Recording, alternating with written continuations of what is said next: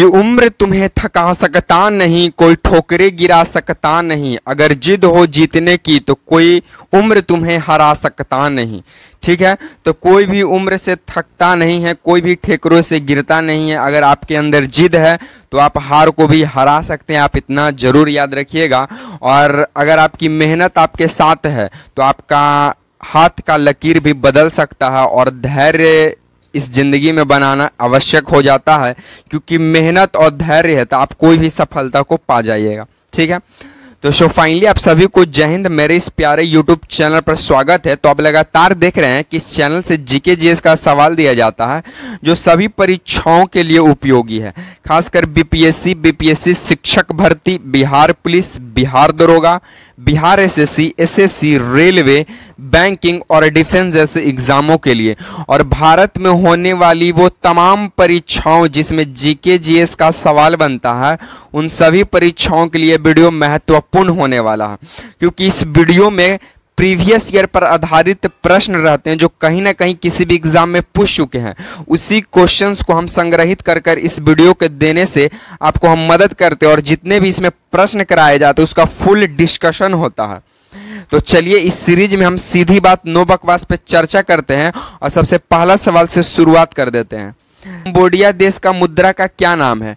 तो कंबोडिया देश का मुद्रा का नाम है कंबोडियन रियल। कंबोडियन रियल नाम है कंबोडिया देश की मुद्रा का। उसके बाद आपको बता दें कि Cambodia plus Vietnam plus Laos,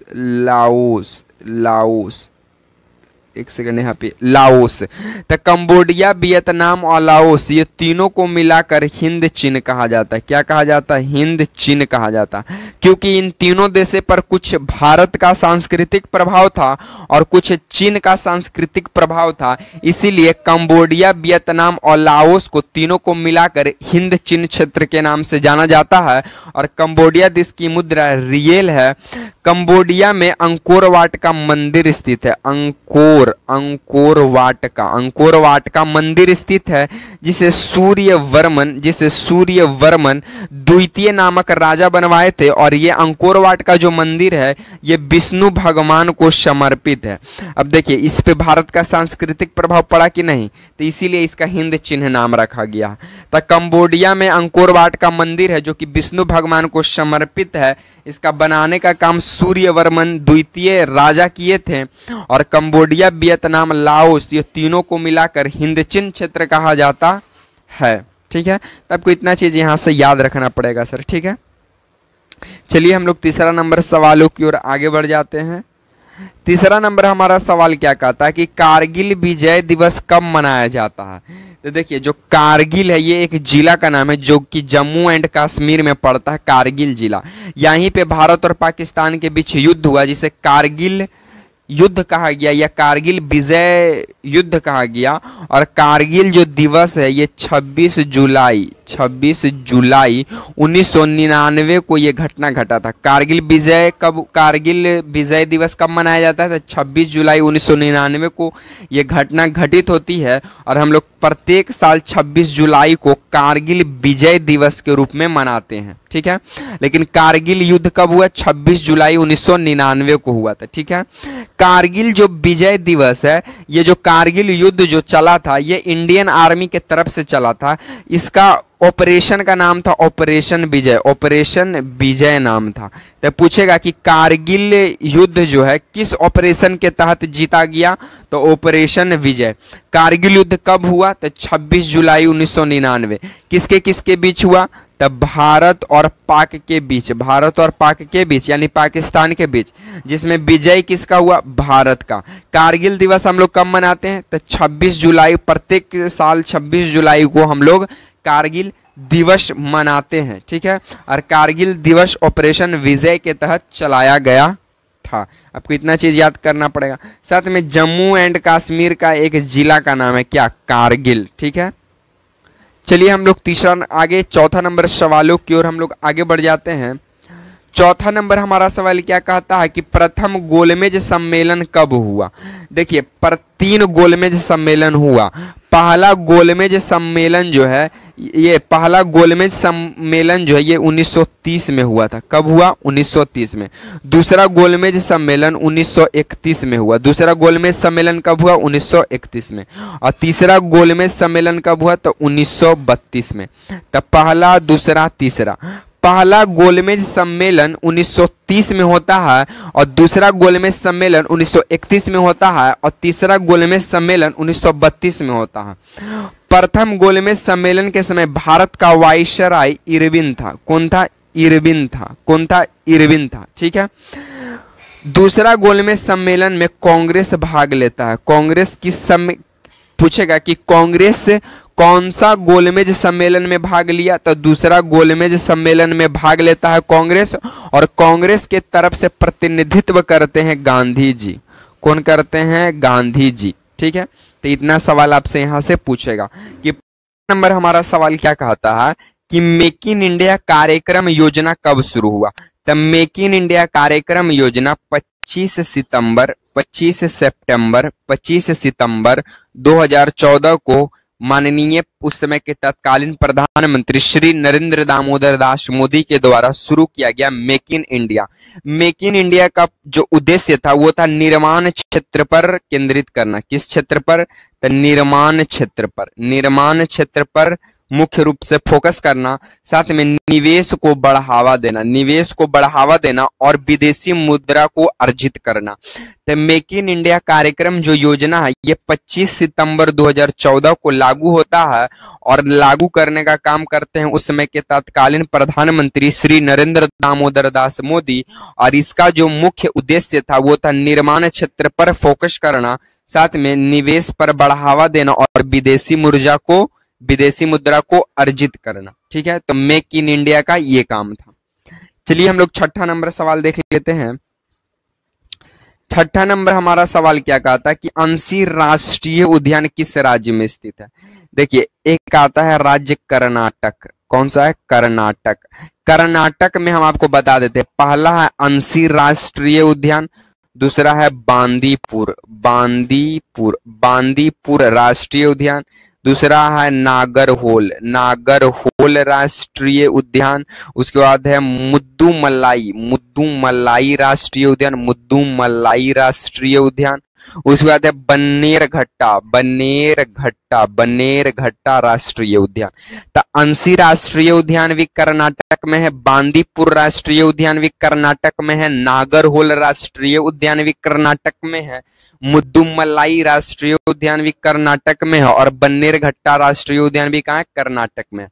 तो कर्नाटक से इतना आपको नेशनल पार्क राष्ट्रीय उद्यान याद रखना पड़ेगा और ये एग्जाम के पॉइंट ऑफ व्यू से VVI यानी वेरी वेरी इंपॉर्टेंट प्रश्न यहाँ से बनता है एग्जाम में। तो आपको इसको ध्यान में रखना पड़ेगा। ठीक है। चलिए हम लोग 7वां नंबर सवाल देख लेते हैं। 7वां नंबर हमारा सवाल क्या कहता है कि काला शीशा, शिक्षा नहीं शीशा, काला शीशा किसे कहा जाता है? तो काला शीशा ग्रेफाइट को कहा जाता है। किसे कहा जाता है? ग्रेफाइट को कहा जाता है। काला शीशा ग्रेफाइट को कहा जाता है, साथ में काला हीरा, साथ में काला सोना। तो काला हीरा ग्रेफाइट को, काला सोना ग्रेफाइट को, काला शीशा भी किसे कहा जाता है? ग्रेफाइट को ही कहा जाता है। ग्रेफाइट जो है ये अधातु है। ग्रेफाइट कैसा है? तो ग्रेफाइट एक अधातु है, लेकिन ये ग्रेफाइट अधातु होते हुए भी ये विद्युत का क्या करता है?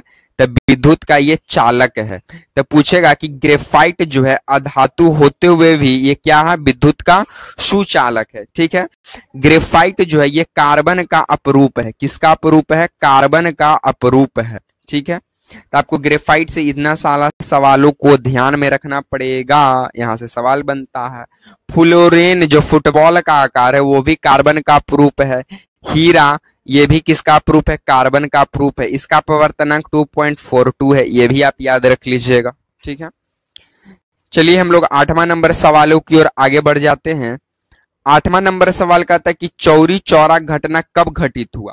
तो देखिए, चौरी चौरा जो घटना है ये 4 फरवरी 1922 को ये घटना घटता है उत्तर प्रदेश के गोरखपुर जिला में, उत्तर प्रदेश के गोरखपुर जिला में चौरी चौरा नामक स्थान है, जहां पे 4 फरवरी 1922 को असहयोग आंदोलन क्रांतिकारियों के द्वारा 22 पुलिसकर्मियों को जिंदा जला दिया गया, जिससे गांधी जी नाराज हुए और 12 फरवरी 1922 को गांधी जी के द्वारा असहयोग आंदोलन को वापस ले लिया गया।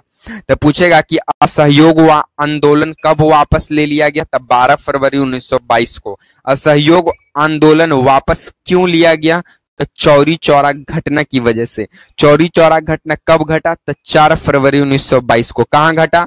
तो उत्तर प्रदेश के गोरखपुर जिला में, जहां पे 22 पुलिसकर्मियों को क्या किया गया? तो जिंदा जला दिया गया। ठीक है, आप यहां से इतना सवाल को याद रख लीजिएगा। ठीक है, फिर उसके बाद फिर गांधी जी को गिरफ्तार कर लिया जाता है। फिर गांधी जी 1924 में रिलीज हो जाते हैं। फिर 1924 में रिलीज होने के बाद गांधी जी कांग्रेस का अधिवेशन करते हैं। 1924 में कांग्रेस का अधिवेशन होता है और वो बेलगांव अधिवेशन होता है, जो कि कर्नाटक में ही पड़ता है। ठीक है, चलिए हम लोग 9वां नंबर सवालों की ओर आगे बढ़ जाते हैं। 9वां नंबर हमारा सवाल कहता है कि कौन सी ग्रंथि रक्तचाप को नियंत्रित करता है? तो वो कौन सी ग्रंथि है जो रक्तचाप को नियंत्रित करती है? वो है एड्रीनल ग्रंथि। कौन सी ग्रंथि? एड्रीनल ग्रंथि। एड्रीनल ग्रंथि को अधिवृक्क ग्रंथि भी कहते हैं, अधिवृक्क ग्रंथि भी कहते हैं। और ये जो एड्रीनल ग्रंथि है, जिसे हिंदी में अधिवृक्क ग्रंथि कहते हैं, ये किडनी के जस्ट ऊपर में स्थित है। ये किडनी के जस्ट ऊपर में स्थित है। ठीक है, ये रक्तचाप को नियंत्रित करती है। ठीक है, वो अच्छा, सबसे बड़ी अंतःस्रावी ग्रंथि कौन सी है? थायराइड ग्रंथि है। ये सबसे बड़ी अंतःस्रावी ग्रंथि है। सबसे बड़ी अंतःस्रावी ग्रंथि कौन सी है? थायराइड ग्रंथि है। और इसकी वजह ये जो है बढ़ने लगता है आयोडीन की कमी से, जिसे घेंघा रोग कहते हैं, उसकी वजह से। ठीक है, तो आपको इतना रक्तचाप हमारा 120/80 होना चाहिए। रक्तचाप को स्फेगनोमैनोमीटर के द्वारा मापा जाता है। रक्तचाप को इंग्लिश में बीपी भी बोला जाता है, ब्लड प्रेशर यानी। तो इतना चीज आप यहां से ध्यान रखिएगा। किडनी 2 जोड़ा होता है। किडनी का काम है क्या? तो फिल्ट्रेट करना है, यानी प्यूरिफाई करने का ये काम करता है। ठीक है ना। चलिए, और किडनी में नेफ्रॉनों की संख्या, एक किडनी में 10 से 12 लाख और एक में 10 से 12 लाख, यानी दोनों किडनी के मिलाकर 24 से 25 लाख नेफ्रॉनों की संख्या होती है। और किडनी की संरचनात्मक एवं क्रियात्मक इकाई को नेफ्रॉन कहा जाता है। क्या कहा जाता है? नेफ्रॉन कहा जाता है। और किडनी का अध्ययन नेफ्रोलॉजी कहलाता है। ठीक है, चलिए, तो इस सीरीज का लास्ट प्रश्न 10वां नंबर सवालों की ओर हम लोग आगे बढ़ जाते हैं। 10वां नंबर सवाल क्या कहता है कि WBC का निर्माण कहां होता है? इसका आंसर आप लोग कमेंट बॉक्स में कमेंट कीजिएगा कि WBC का निर्माण कहां होता है। इससे पहले हम आपको बता दें कि WBC का जो जीवन काल है, WBC का जो जीवन काल है वो 13 से 20 दिन का होता है। कब से? 13 से 20 दिन का होता है। और WBC को वैज्ञानिक नाम ल्यूकोसाइट है, ल्यूकोसाइटस है। ल्यूकोसाइट या ल्यूकोसाइटस भी कहते हैं। और WBC का निर्माण कहां होता है? इसका आंसर आप लोग कमेंट बॉक्स में कमेंट कीजिएगा। और WBC को व्हाइट ब्लड कार्पसल्स या व्हाइट ब्लड सेल भी कहते हैं, जो कि रोग प्रतिरोधक क्षमता से हमें लड़ने की शक्ति प्रदान करती है। तो आज को हम इस सीरीज को यहीं पे समाप्त करते हैं। Thanks for watching video. अगर आपको